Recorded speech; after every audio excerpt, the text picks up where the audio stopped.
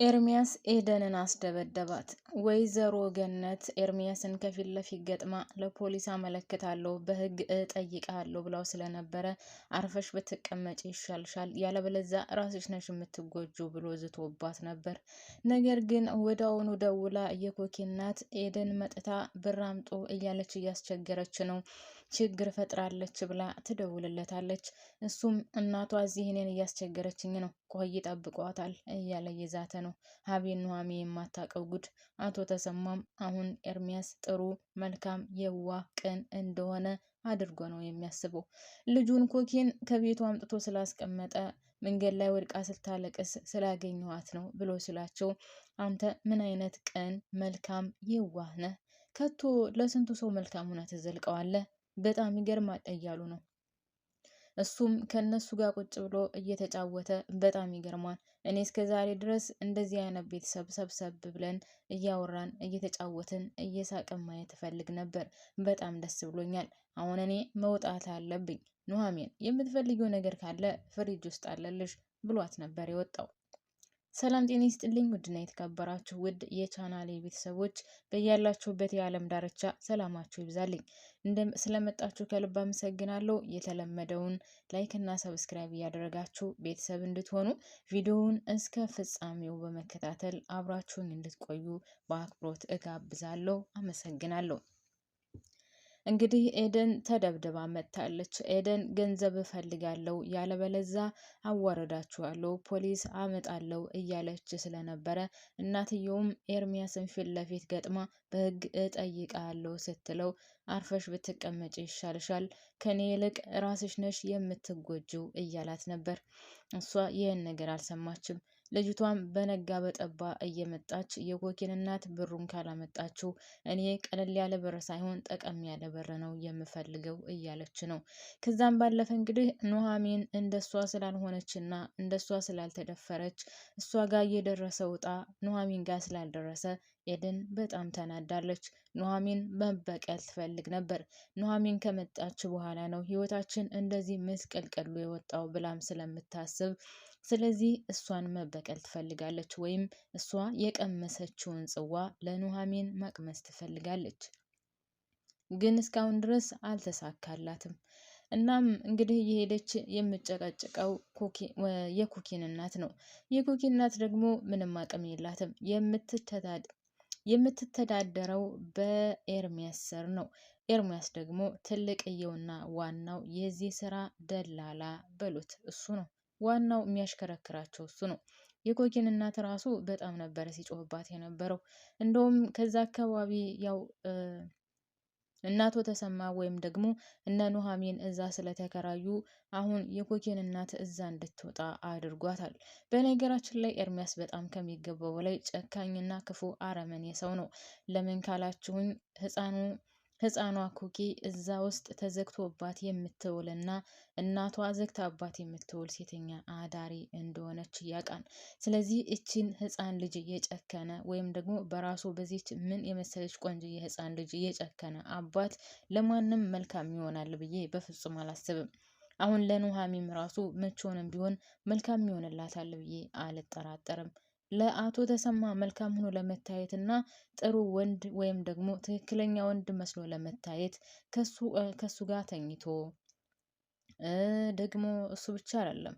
በነገራችን ላይ እኔ አሁን ኤርሚያስን በምን እንደምጠረጥረው ታውቃላችሁ?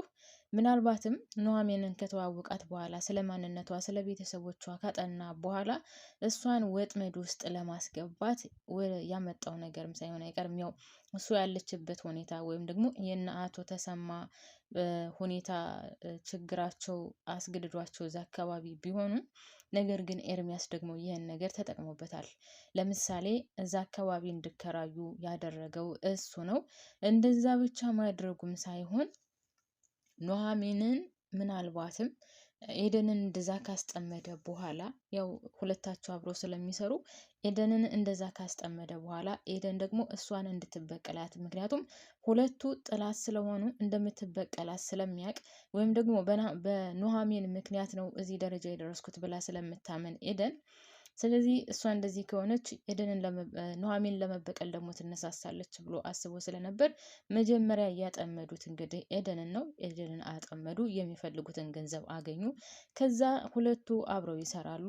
እንግዲህ ኑሐሚን ከእጃቸው ውስጥ ያስገባል። የሁላችሁ ቤተሰብ ማለት ነው። መጀመሪያውኑ ሲጀመር አሁን የኮኬን እናት ወይም ደግሞ የልጁን እናት ደበደባት ወይም የሆነ ነገር አደረጋት እንጂ ይህን ነገር ኤርሚያስ ያውቃል። ምክንያቱም ትልቅየውና ዋናው ደላላው ወይም ከነሱ በላይ ሆኖ እንደዚህ አድርጉ የሚላቸው እሱ ነው። ስለዚህ አሁን ኑሐሚንን በእጃቸው ያስገባሉ። እዛ እንድትመጣ ታደርጋለች። ከዛ በኋላ እዛ እንድትመጣ ካደረገች በኋላ ምንድነው ያደረገችው? እና እዛ እንድትመጣ ከተደረገ በኋላ ኑሐሚን እዛ እንድትሄድ ከምጠጣው መጠጥ ላይ መድኃኒት እንድጨመር ከተደረገ በኋላ እሱ እንደደረሰ ለሌላ ሰው አሳልፈው ሊሰጧት ሲሉ ከዛ ምን ሆነ? እሱ ደረሰና አወጣት። ይሄ ውሸት ነው። ድብን ያለ ውሸትና ውሸት ብቻ ራሳቸው ፈብርከው ወይም ደግሞ ራሳቸው አቅዶ አስበውበት የሰሩት ስራ ነው። ነገር ግን አሁን ኑሐሚንና አቶ ተሰማ ይህን ነገር አያውቁም። ኤርሚያስ ይችን ነገር ለመጠቀም ነው ኤደንን ጥላት አድርጎ አውጥቶ እንግዲህ ኤደንን ተጠቅመውባታል። የሚፈልጉትን ብር አግኝተዋል በሷ ላይ፣ እሷ ምንም አልተጠቀመችም።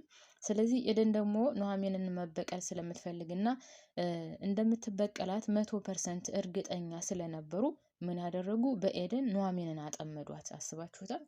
ከዛ ኑሐሚን አጥምደው እዛ እንድትሄድ አደረጉ። እንግዲህ ኤደን እዛ ቤት ገብታ ልክ እንደ ድሮ ተመልሳ ቤተሰብ እንድትሆን ምናምን ከታረቀች በኋላ ነው ኤደን ኑሐሚን ያጠመደቻት፣ ለዛውም አባትየው ፈቅዶ።